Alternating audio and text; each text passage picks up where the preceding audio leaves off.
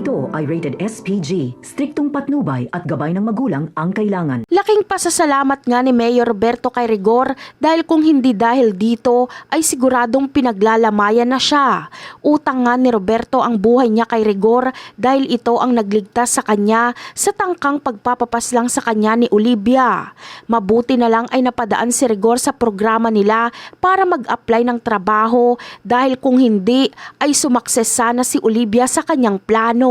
Sa kabilang banda naman, kahit na pornada nga ang tangka sa buhay ni Mayor Roberto, ay hindi pa rin titigil si Olivia para isakatuparan ng pangarap niyang palitan si Roberto sa pwesto. Bagamat pumalpak ngayon si Olivia, ay meron pa siyang plan B.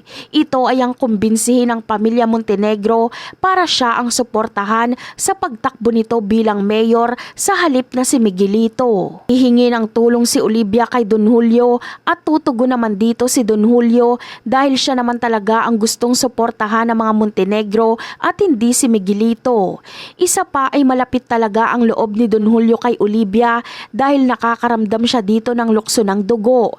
Dahil ang totoo kasi ay anak talaga ni Don Julio itong si Olivia kay Pilar.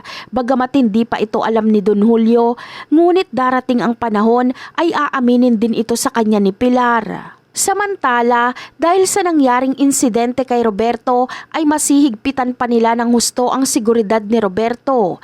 Mangangailangan nga siya ng dagdag na mga tauhan. Kaya bilang pasasalamat niya kay Rigor ay kukunin niya itong personal bodyguard kapalit ng malaking sweldo. Agad kasing nakuha ni Rigor ang tiwala ni Mayor Roberto dahil handa nitong ibuwis ang buhay niya para iligtas ito.